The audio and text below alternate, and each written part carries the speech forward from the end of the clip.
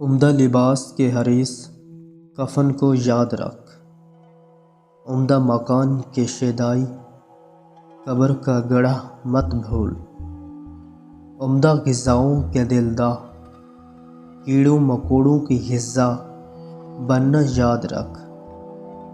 جو کام لوگوں کے سامنے کرنا مناسب نہیں، مناسب ہے کہ اس کو چھپ کر بھی نہ کیا جائے۔ شریر عورتوں سے بالکل برکنار رہو، اور جو بھلی مانس ہو ان سے بھی ہوشیار رہو۔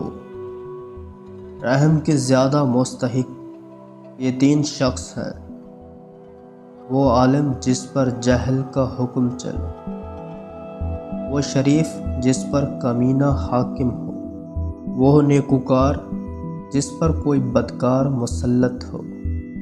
بے شک زمین کا پیٹ مردہ اور اس کی پشت بیمار ہے، یعنی پیٹ میں مردے دفن ہیں اور پشت پر جو زندہ ہیں وہ گرفتار مصیبت ہیں۔ بے شک دنیا اور آخرت کی مثال ایسی ہے جیسے کسی شخص کی دو بیویاں ہوں کہ جب ایک کو راضی کرتا ہے دوسری ناخوش ہو جاتی ہے۔ حضرت علی رضی اللہ تعالی عنہ کی سخاوت یہاں تک تھی کہ خود فاقہ کشی کر کے غربا کی امداد فرماتے تھے۔ قدرت انتقام رکھتے ہوئے غصے کو پی جانا افضل جہاد ہے۔ رہائش کے قابل گھر، بدن ڈھانپنے کے لیے قدر کپڑا، پیٹ بھر روٹی اور بیوی دنیا نہیں، بلکہ دنیا یہ ہے کہ دنیا کی طرف منہ ہو اور خدا تعالیٰ کی طرف پشت۔ مومن کو نیند کرنا زیب نہیں جب تک اپنا وصیت نامہ اپنے سرہانے نہ رکھ لے۔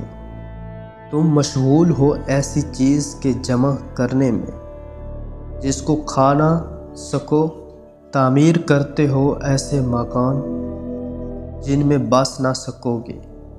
یہ ساری چیزیں تم کو تمہارے رب کے مقام سے معجوب کرتی ہیں۔ چھوڑ دو تکبر کو خالق پر اور مخلوق پر، اپنی حقیقت کو پہچانو اور تواضع اختیار کرو اپنے نفسوں میں۔ تمہاری ابتدا ایک نطفہ ہے جس سے گھن آئے، درمیانی حصہ زندگی کی لذت کی کوٹ اور انتہا ایک مردار ہے جس کو پھینک دیا جاتا ہے۔ اگر انسان 40 سال کی عمر تک پہنچ کر بھی گناہ نہ چھوڑے اور اپنی سرکشی سے تائب نہ ہو تو شیطان اس کے چہرے پر ہاتھ پھیرتا ہے کہ نجات نہ پانے والے چہرے پر میں فدا ہوں۔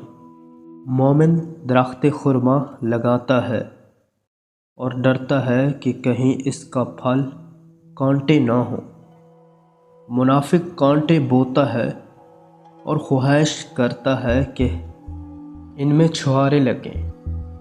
کسی بزرگ نے ہارون رشید فرمایا، اگر نجات چاہتا ہے تو ریا کے ضعیف العمر مسلمانوں کو اپنا باپ، جوانوں کو اپنا بھائی، چھوٹوں کو اپنا فرزند اور عورتوں کو ماں بہن سمجھ، اور ان سے اس طرح معاملہ کر جیسے اپنے ماں باپ، بہن بھائی سے معاملہ کرتا ہے۔